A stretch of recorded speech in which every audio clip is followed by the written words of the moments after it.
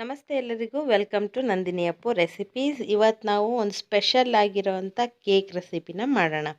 ತುಂಬಾ ಟೇಸ್ಟಿಯಾಗಿರೋವಂಥ ಫ್ರೂಟಿ ಕೇಕ್ನ ನಾನು ಇವತ್ತು ಹೇಗೆ ಮಾಡೋದು ಅಂತ ನೋಡ್ಕೊಂಬರೋಣ. ಏನೇನು ಸಾಮಗ್ರಿಗಳು ಬೇಕು ಅಂತ ಎಲ್ಲ ಜೋಡಿಸಿಟ್ಟಿದ್ದೀನಿ.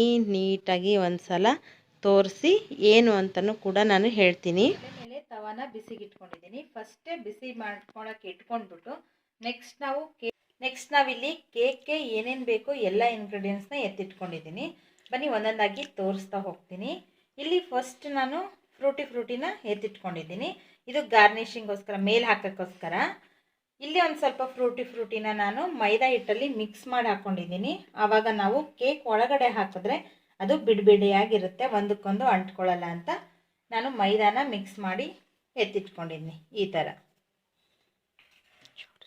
ನೆಕ್ಸ್ಟ್ ನಾವಿಲ್ಲಿ 2 ಮೊಟ್ಟೆನ ಯೂಸ್ ಮಾಡ್ಕೋತಾ ಇದ್ದೀವಿ.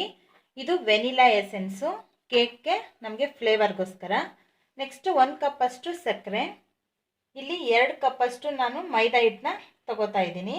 ನೀವು ಸಕ್ಕರೆನ ಜಾಸ್ತಿ ಬೇಕಾದರೂ ತೊಗೋಬೋದು, 1 ಕಪ್ಪೆ ಅಂತ ತೊಗೋಬೇಕು ಅಂತೇನಿಲ್ಲ. 2 ಕಪ್ ಮೈದಾಗೆ ನಾನು 1 ಕಪ್ ಸಕ್ಕರೆನ ತೊಗೊಂಡಿದ್ದೀನಿ. ನೆಕ್ಸ್ಟು ನಾನಿಲ್ಲಿ ಅರ್ಧ ಕಪ್ಪಷ್ಟು ಬಿಸಿ ಮಾಡಿ ಕಾಯಿಸಿ ಆರಿಸ್ಕೊಂಡಿರೋಂಥ ಹಾಲಿದು. ತುಂಬ ಬಿಸಿನೂ ಇರಬಾರ್ದು, ತುಂಬ ತಣ್ಣಗೂ ಇರಬಾರ್ದು. ಈ ಥರ ಒಂದು ಸ್ವಲ್ಪನೇ ಹಾಲನ್ನು ಯೂಸ್ ಮಾಡ್ಕೋತಾ ಇದ್ದೀನಿ. ಇಲ್ಲಿ ನಾನು ಅರ್ಧ ಕಪ್ಪಷ್ಟು ಆಯಿಲ್ ತೊಗೊಂಡಿದ್ದೀನಿ. ಇದು ಸನ್ ಪ್ಯೂರ್ ಆಯಿಲು, ಅಡುಗೆ ಎಣ್ಣೆ.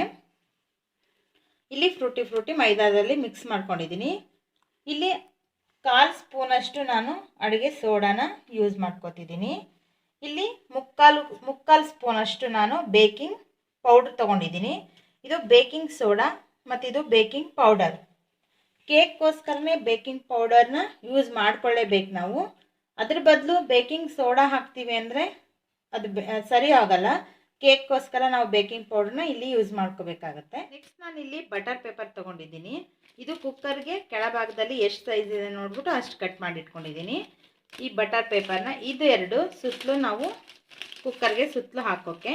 ನಾವಿವತ್ತು ಕುಕ್ಕರಲ್ಲಿ ಕೇಕ್ ಮಾಡ್ತಿರೋದ್ರಿಂದ ಈ ಬಟರ್ ಪೇಪರ್ನ ಯೂಸ್ ಮಾಡ್ಕೋತಾ ಇದ್ದೀನಿ. ನಾನು ಕೇಕ್ ಮೌಲ್ಡಲ್ಲಿ ಮಾಡ್ತಾ ಇಲ್ಲ, ಕುಕ್ಕರಲ್ಲಿ ನಾವು ಕೇಕ್ ಮಾಡ್ತಾ ಇದ್ದೀವಿ ಇವತ್ತು. ಇಲ್ಲಿ ನಾನು ಮಿಕ್ಸಿ ಜಾರ್ಗೆ ಸಕ್ಕರೆ ಮತ್ತು ಮೊಟ್ಟೆ, ಆಯಿಲು ಎಲ್ಲ ಹಾಕ್ಕೊಂಡು ಒಂದ್ಸಲಿ ಇದನ್ನು ಗ್ರೈಂಡ್ ಮಾಡ್ಕೊತೀನಿ. ಇಲ್ಲಿ 1 ಕಪ್ಪಷ್ಟು ಸಕ್ಕರೆನ ಮಿಕ್ಸಿಗೆ ಹಾಕ್ಕೊಂಡಿದ್ದೀನಿ. ನೆಕ್ಸ್ಟು ನಾನು 2 ಮೊಟ್ಟೆನೂ ಕೂಡ ಮಿಕ್ಸಿಗೆ ಹಾಕೋತೀನಿ. ನೆಕ್ಸ್ಟ್ ನಾನಿಲ್ಲಿ ಆಯಿಲ್ ಹಾಕೋತಾ ಇದ್ದೀನಿ. ಈಗ ಇದನ್ನು ನಾವು ನೈಸಾಗಿ ಮಿಕ್ಸಿ ಮಾಡ್ಕೊಳ್ಳೋಣ. ಈಗ ನಾನಿಲ್ಲಿ ಸಕ್ಕರೆ ಮತ್ತು ಮೊಟ್ಟೆ ಆಯಿಲ್ನ ನುಣ್ಣಗೆ ಪೇಸ್ಟ್ ಮಾಡಿಟ್ಕೊಂಡಿದ್ದೀನಿ. ಈ ಥರ ಟೆಕ್ಸ್ಚರ್ ಇರಲಿ, ಈ ಥರ ಆಗಿದೆ. ಈಗ ನಾನು ಇದಕ್ಕೇ ಮೈದಾ ಹಿಟ್ಟನ್ನ ಮಿಕ್ಸ್ ಮಾಡ್ಕೊತೀನಿ. ಇದು ಜರಡಿ ಆಡಿರೋ ಅಂಥ, ಈಗಾಗಲೇ ನಾನು ಇದನ್ನು ಜರಡಿ ಆಡ್ಕೊಂಡಿದ್ದೀನಿ. ಯಾಕಂದರೆ ನೈಸಾಗಿ ಇದರಲ್ಲಿ ಗಂಟುಗಳಿರಬಾರ್ದು ಅಂತ ನಾವು ಫುಲ್ಲು ನೈಸಾಗಿ ನಾನು ಇಲ್ಲಿ ಇದನ್ನು ಜರಡಿ ಆಡ್ಕೊಂಡಿದ್ದೀನಿ. 2 ಕಪ್ಪು ಮೈದಾನು ಕೂಡ ನಾನಿಲ್ಲಿ ಸೇರಿಸ್ಕೊತೀನಿ.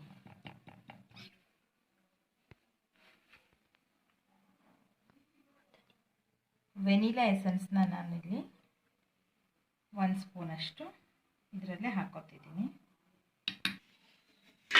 ಈಗ ನಾನಿಲ್ಲಿ ಮೈದಾ ಹಾಕ್ಕೊಂಡು ಮಿಕ್ಸಿ ಮಾಡ್ಕೊಂಡಿದ್ದೀನಿ. ಈಗ ನಾನು ಒಂದ್ಸಲಿ ರುಬ್ಕೊಂಡಾದ್ಮೇಲೆ ಬೇಕಿಂಗ್ ಪೌಡ್ರ್ ಮತ್ತು ಬೇಕಿಂಗ್ ಸೋಡಾನ ಹಾಕೊಳ್ಳೋಣ. ಇದನ್ನು ಕೂಡ ಜರಡಿ ಆಡ್ಕೋಬೇಕು. ಈಗ ಬೇಕಿಂಗ್ ಪೌಡ್ರನ್ನ ಜರಡಿ ಆಡ್ಕೊಳ್ಳೋಣ, ಗಂಟಿಲ್ದಂಗೆ ನೀಟಾಗಿ ನಾವು ಈ ಥರ ನೈಸಾಗಿ ಜರಡಿ ಆಡ್ಕೊಳ್ಳೋದ್ರಿಂದ ತುಂಬಾ ಚೆನ್ನಾಗಿ ಕೇಕು ಸ್ಪಾಂಜಿಯಾಗಿ ಬರೋ. ಬೇಕಿಂಗ್ ಸೋಡಾ ಹಾಕೋತಾ ಇದ್ದೀನಿ.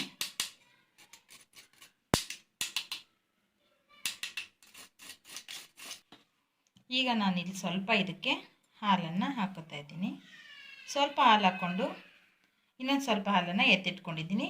ಇದು ಗಟ್ಟಿ ಆದರೆ ಮತ್ತೆ ನಾವು ಸ್ವಲ್ಪ ಹಾಲನ್ನು ಮಿಕ್ಸ್ ಮಾಡ್ಕೊಳ್ಳೋಣ. ಇಲ್ಲಿ ನಾನು ಕುಕ್ಕರ್ಗೆ ಸ್ವಲ್ಪ ಎಣ್ಣೆ ಹಾಕ್ಕೊಂಡು ಅದನ್ನು ಸ್ಪ್ರೆಡ್ ಮಾಡಿ ಆಮೇಲೆ ನಾವು ಬಟರ್ ಪೇಪರ್ನ ಹಾಕ್ಕೊಳ್ಳೋಣ. ಇಷ್ಟೇ ಎಣ್ಣೆ ಆದರೆ ಸಾಕು.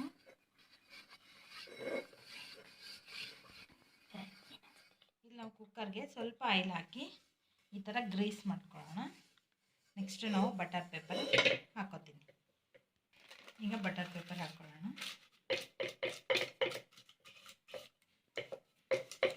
ಇದನ್ನು ಹಾಕ್ಕೊಂಡು ನಾವು ಬಟರ್ ಪೇಪರ್ನ ಹಾಕ್ಕೊತಿದ್ದೀವಿ.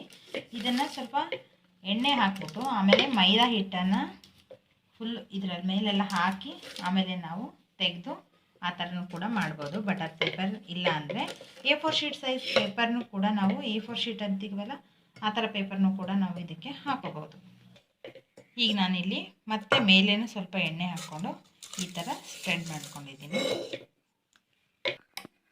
ಈಗ ನಾನಿಲ್ಲಿ ಫ್ರೂಟಿನ ಇದಕ್ಕೆ ಆ್ಯಡ್ ಮಾಡ್ಕೊತಾ ಇದ್ದೀನಿ. ಮಾಡ್ಕೊಳ್ಳೋಣ. ಈ ಥರ ಎಲ್ಲ ಹಾಕ್ಬಿಟ್ಟು ಹೀಗೆ ಮಿಕ್ಸ್ ಮಾಡ್ಕೊಳ್ಳೋಣ.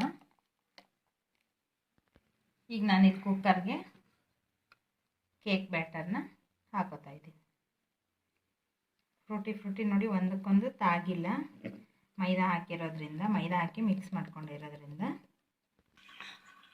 ಈಗ ನಾನಿಲ್ಲಿ ಫ್ರೂಟಿನ ಮೇಲ್ಗಡೆ ಹಾಕೋತಾ ಇದ್ದೀನಿ ಗಾರ್ನಿಷಿಂಗ್ಗೋಸ್ಕರ. ನೋಡಿ ಈ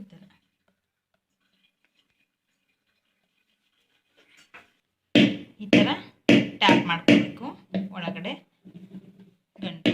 ನಾನೀಗ ಕುಕ್ಕರ್ದು ಕ್ಯಾಪ್ಗೆ ಗ್ಯಾಸ್ಕೆಟ್ ಅಷ್ಟೇ ಹಾಕ್ಕೊಂಡಿದ್ದೀನಿ, ವಿಜಿಲ್ ಹಾಕೊಳ್ಳೋಂಗಿಲ್ಲ. ಈಗ ನಾನು ಕ್ಯಾಪ್ ಹಾಕ್ತೀನಿ ಇದಕ್ಕೆ.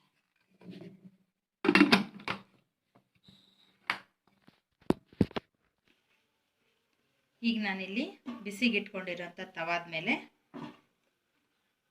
ಕುಕ್ಕರ್ನ ಇಟ್ಕೊಂಡಿದ್ದೀನಿ.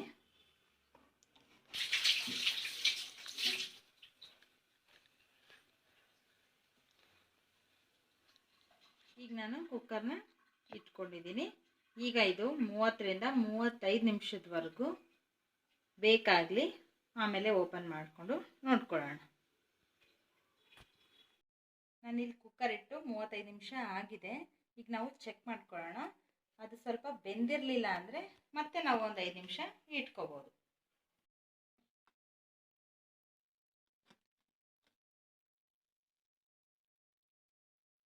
ಈಗ ನಾನಿಲ್ಲಿ ತೆಗೆದು ನೋಡ್ತಾ ಇದ್ದೀನಿ. ನೋಡಿ ಈ ಥರ ಆಗಿದೆ. ಈಗ ನಾವಿಲ್ಲಿ ಚಾಕು ಹಾಕ್ಬಿಟ್ಟು ನೋಡೋಣ. ನೋಡಿ ಚಾಕುಗೆ ಅಂಟಿಲ್ಲ ಅಂದರೆ ಬೆಂದಿದೆ ಅಂತ ಅರ್ಥ. ನೋಡಿ ನಮ್ಮ ಕೇಕು ರೆಡಿ ಆಗಿದೆ. ಓಕೆ, ಈಗ ನೋಡಿ ಕೇಕ್ ಯಾವ ಥರ ರೆಡಿ ಆಗಿದೆ ಅಂತ. ಕೆಳಗಡೆ ಈ ಥರ ಆಗಿದೆ. ನೆಕ್ಸ್ಟ್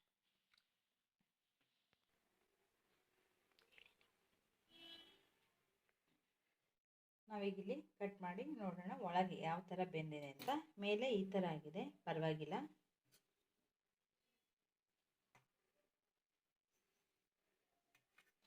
ತಣ್ಣಗಾಗಿದೆ ನಮ್ಮ ಕೇಕು, ಆರಿದೆ ಪರ್ಫೆಕ್ಟಾಗಿ.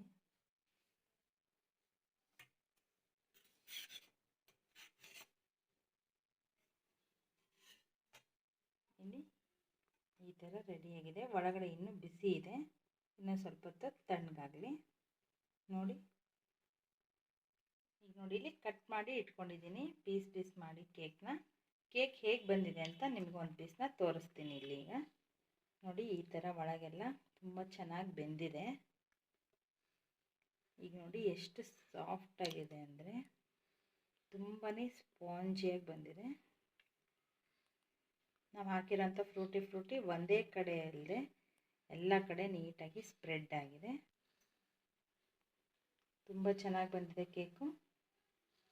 ನೋಡಿ ಈ ಕೇಕ್ ರೆಸಿಪಿ ನಿಮ್ಮೆಲ್ರಿಗೂ ಇಷ್ಟ ಆಯಿತು ಅಂದ್ಕೋತೀನಿ. ಸೂಪರಾಗಿರೋವಂಥ ಫ್ರೂಟಿ ಕೇಕ್ನ ನೀವೆಲ್ಲರೂ ನೋಡ್ಕೊಬಂದ್ರಿ.